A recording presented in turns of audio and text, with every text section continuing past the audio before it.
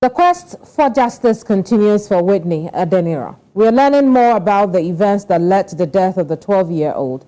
Until now, all we have known is the school's version of events, that Whitney slumped and died during inter-house sporting activities at the Agege Stadium in Lagos.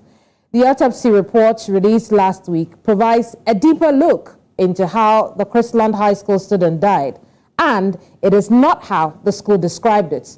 Lagos State government admits there were lapses in the organization of the school event, although no further details are given as to what these lapses are. That conclusion was arrived at after paying a fact-finding visit to the school and the stadium where the sporting event took place. According to the state government, Chrisland schools will remain shut as investigations continue into the circumstances surrounding the death of Whitney. You're welcome to The Square. I am Keminni Amanor. Let's learn more about this incident. Joining me now is Blessing Adeniran. She is the mother of Whitney Adeniran. She's joining us from Lagos, Nigeria. And after speaking to Blessings, we also talked to Mary Ogwiji, who is a human rights lawyer based in Abuja. But Blessings, let's talk to you first. Now, before we go into the nitty-gritties of the latest development, talk to us about your little girl. Who was she? Was a brilliant, smart, loving, playful girl. Easygoing. She didn't have any issues. She is not somebody who call stubborn, but she had days that she just wanted to do her own thing. On the general, she was a very good girl. No issues with her at all. I can only imagine how you feel and, you know, how much you miss her. But put that feeling or those feelings into words for us. Describe to us how it feels with her absence. There are no words. There are no words to describe it. It's a pain nobody deserves to go through it. No human being, dead or alive, deserves to go through this. Nobody. Nobody deserves to go through it. The day she died, when I saw her at the hospital, lifeless on the bed, I thought that was the worst thing I would ever see. I thought that was the worst of it all, seeing my daughter's corpse. But the day she was buried, hearing that casket hit the ground and knowing that was my child in there, that was the worst moment of my life. The very worst moment. Nobody, no human being, dead or alive, deserves to go through this. It's a pain that eats you up physically, mentally, emotionally. And on top of that, you have underage children who cannot really grasp what is going on. And my son is 10. He cannot comprehend what is actually happening. He knows she's dead. He knows she's not coming back. But why? You know, it's What do you tell the little ones when they ask about their big sister Whitney? The day she died, we told them that she's dead. They know she's dead, but they cried. My son cried that day. Even the little sister, the little one is 7. He's 10. He also cried. But in the days afterwards, the little one kept expecting her sister to come back from the hospital. She kept saying, "Oh, Isola is in the hospital. When is she coming back?" She fell. Who pushed her? Who pushed her to fall down? If somebody falls down, they stand up. Why did she fall down and have to go to the hospital? When do we go to the hospital to see her? And That's those, for the 7-year-old. For my son, for the first few days, he just locked up. I tried getting him to talk. I called him and I told him, you do realize Desola is not coming back. And he just nods.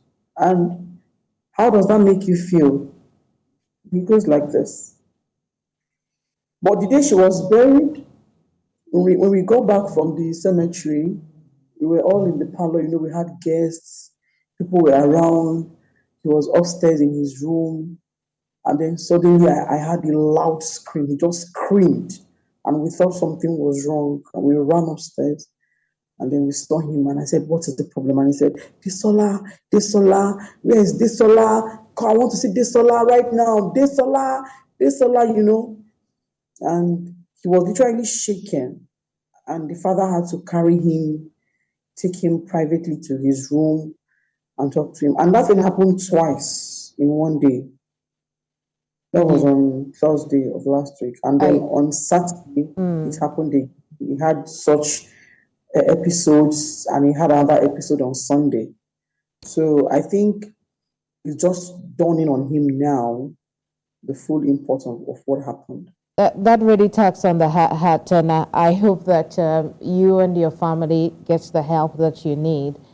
But let's discuss a few of the precious little questions that your younger ones have asked. Why? What happened? Now we are learning that the autopsy report says that Whitney died of asphyxia and electrocution. This is something that you had suspected from the beginning. On receiving the news of the autopsy report, take us through events that unraveled after that. No, when we got the autopsy results, I would not say I was shocked. I was not even surprised. But when something confirms your fear, and now the scene plays out in your head.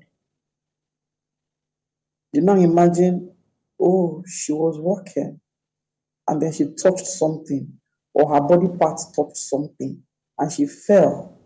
And she must have called out, Daddy, or she called out, Mommy. And you were not there to save your child.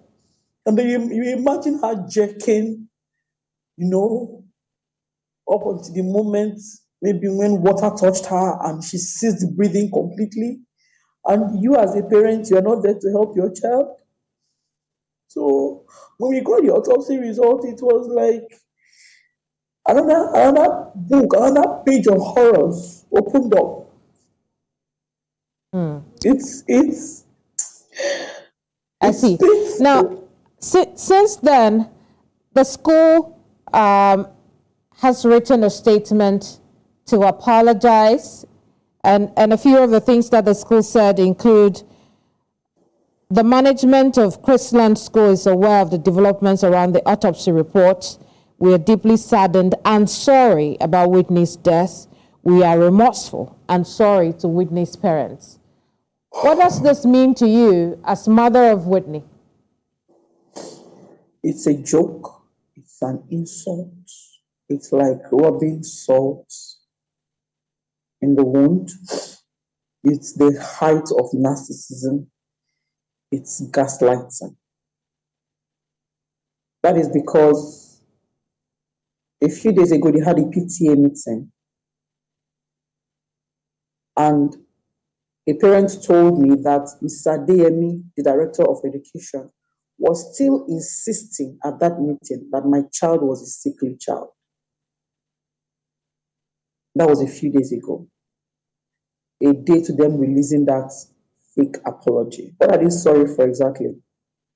When I saw that apology, I was infuriated because the first one they used my daughter's picture. Are you trying to use a picture to gather sympathy or what? When talking to parents outside of social media, Mr. Adeyemi especially sounds very haughty and prideful, And she sounds as if all this whole drama is getting her annoyed and exhausted because, like, how dare my child die and affect their school, that haughty character. So I've heard her speak on several occasions about the issue, and you sense that sense of pride and, arrogancy in her. And then on social media, they're giving a whole different story. I didn't feel comfortable with that. That was insulting. It was a slap to my face. The school, up till this moment, are insisting on another autopsy.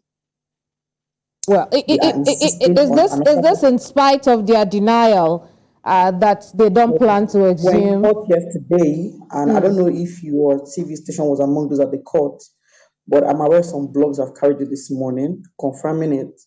Their lawyer said they wanted an independent autopsy. They were bringing in somebody from, I don't know, US or UK to come and have another autopsy. And again, and I apologize for cutting you, but on that subject, we also know that during the Lagos State autopsy, representatives of the school were there because your counsel made mention of that in court.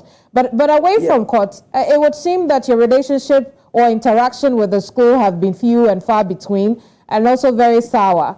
Talk to us about how you're going through that, and your relationship with the school as well.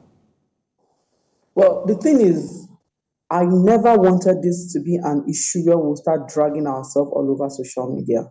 I came on social media because the school was not hearing what I was saying. I came on social media to draw attention to the problem. And that is, the problem is Chrisland was refusing to take responsibility. They were refusing to even involve themselves in any way. All they were telling me was she was sick, she slumped, she died. We don't have any fault in it. We don't have any part to play. We don't have any blame in it. We did everything we could as a school to save her life. So yeah, your child was sick, she died. That is your problem. Deal with it.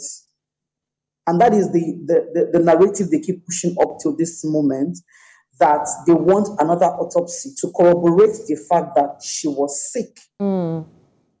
That is what they are pushing for now. So they are not in any way sorry or apologetic that an accident happened within your vicinity, under your care, and it cost the life of a child. What they care about is their reputation, how the school is seen, how the school is projected. It's so very important to them. So much so, their counsel mentioned to the judge yesterday that we should be shut down on social media because it is not right for us to be posting about the issue or talking about the issue on social media. I see. And my guess is that does not sit well with the family. If you'd want to put your thoughts in words for me, that's fine. But I want us to look a bit ahead on the conversation. With regards to the state level involvement, what kinds of engagements have you had with the state government?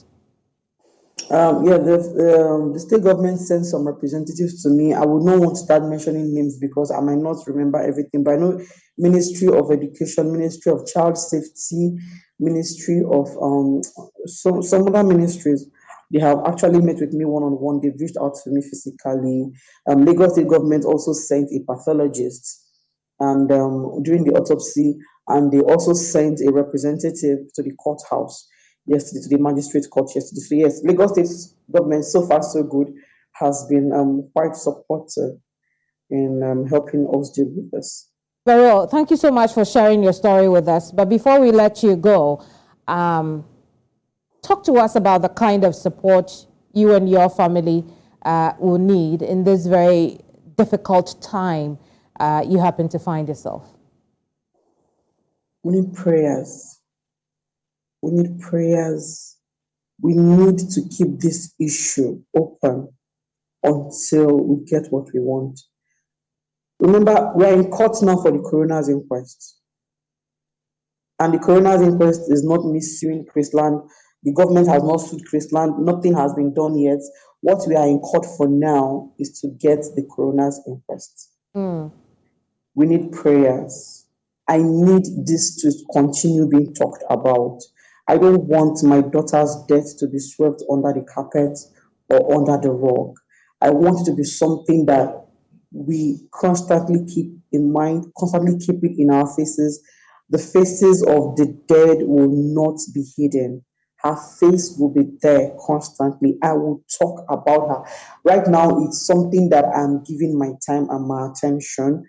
I will know from Chrisland. Chrisland will tell me what happened to the daughter I left in their care on February 9th. They picked my daughter healthy for me.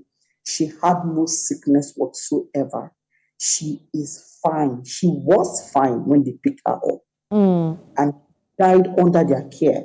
So they will tell me what happened that killed her. Well, So whatever games they want to play, they are free to play. Whoever they want to call, they are free to call. Whatever they want to do, that is their business. But after all said and done, Nigerians should please, Africa, the world.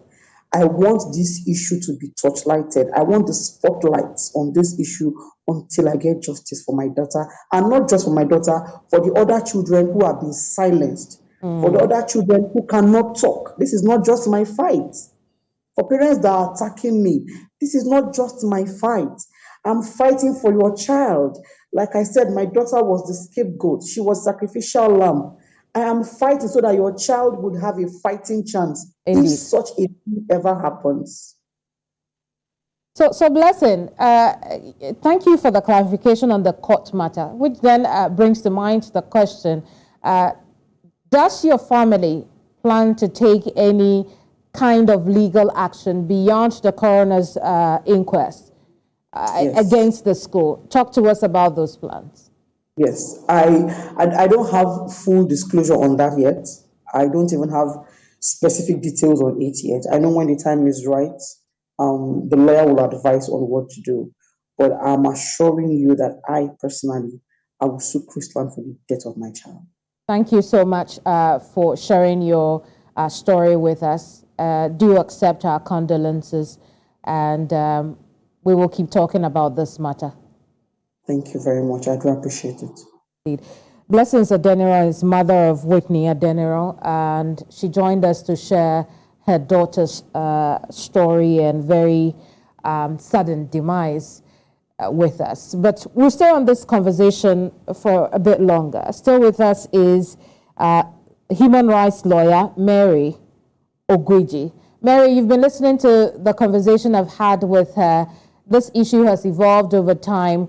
What are your thoughts about the changing face of the matter? Okay, when I was listening to her, I was really saddened, and I can only but sympathize with her at this point because there's actually nothing we can do to correct some of these measures.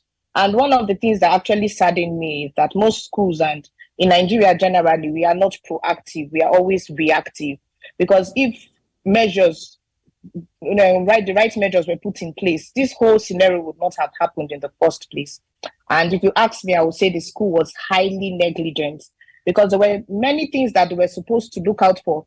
And one of the questions that kept bothering me, and I really would have loved to ask her, was the whole electrocution process, the connection. Who did the connection? Was it the stadium where that was hired?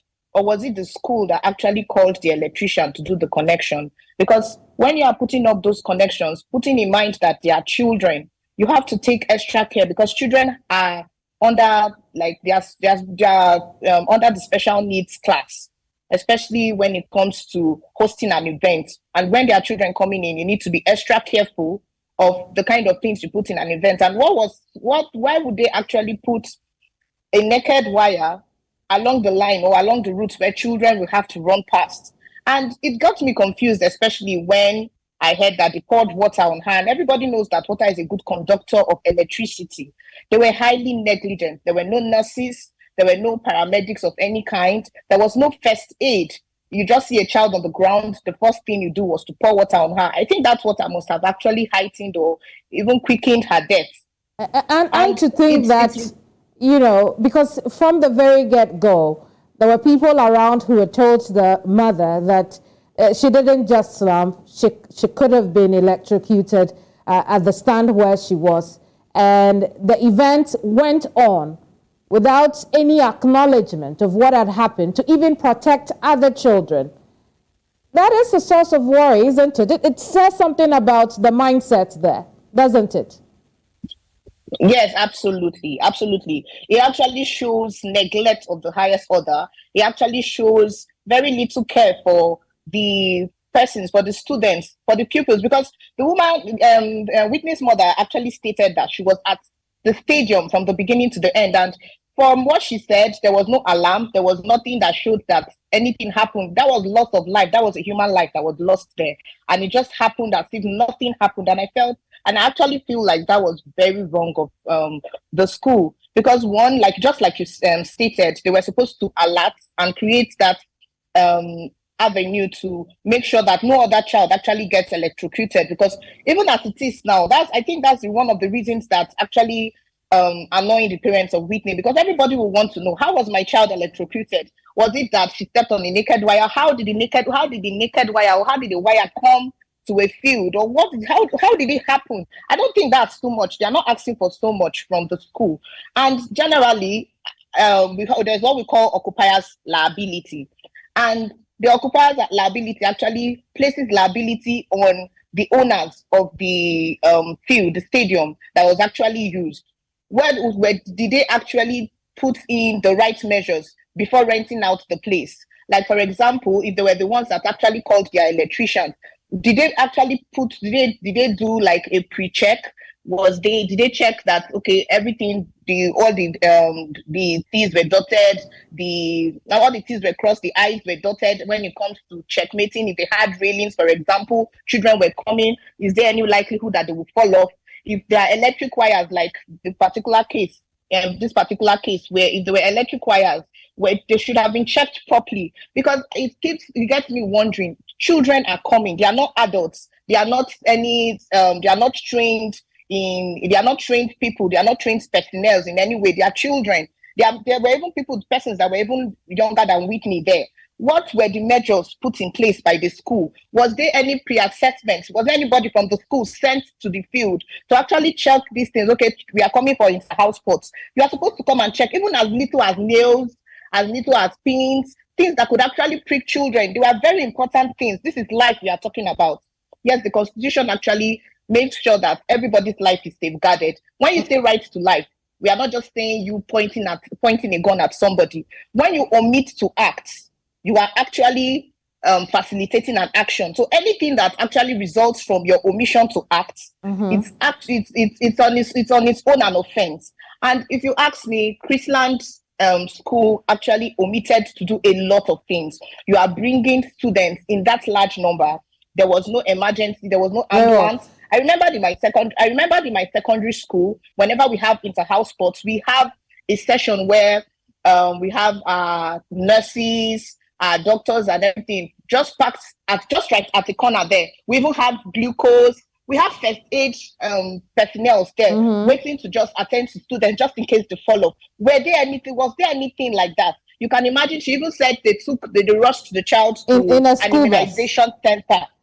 Yes, in a school bus, an immunization center. So that means there was no first aid treatment. Maybe if she needed like oxygen, an emergency oxygen or something, those things are supposed to be in an ambulance. Very well. I just want us to pick on a few other things, Mary.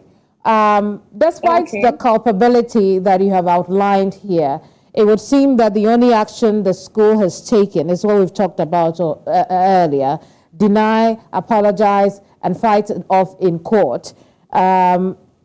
Again, that is an interesting position, given that no heads have rolled so far, even at the administrative level of the school. We haven't heard anything. I mean, how do you see this?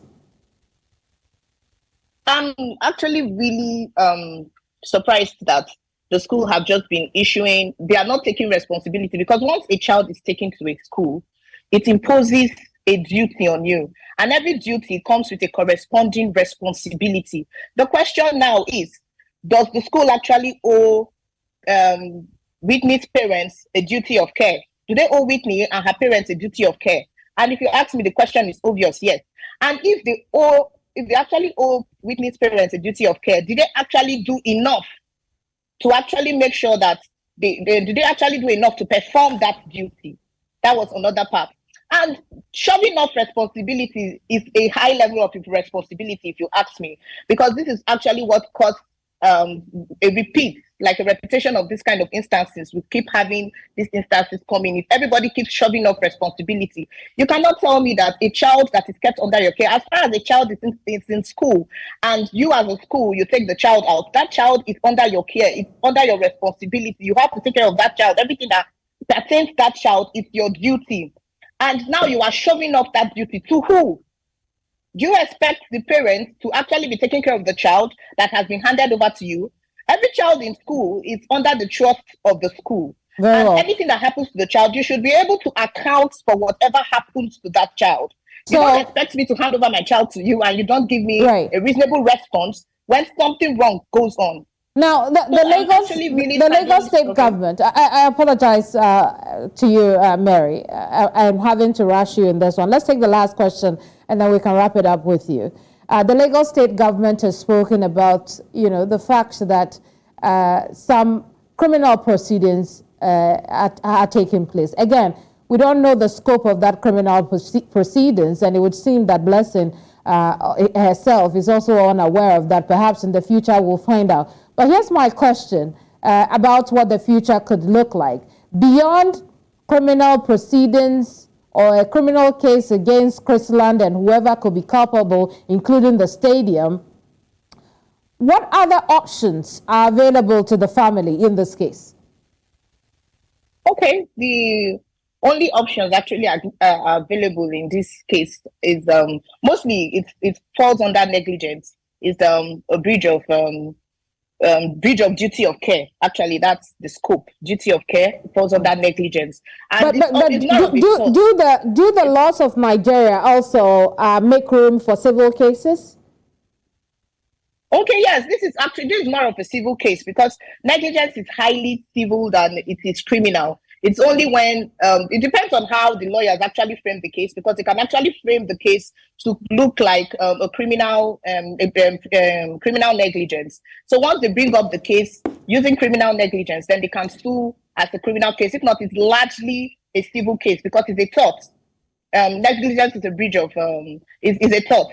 And when a tort is actually under the civil case, and one of the remedies is that they may be asked to actually pay monetary compensation. And we all know that no matter the amount of money given to Whitney's parents, it can never commensurate for the loss.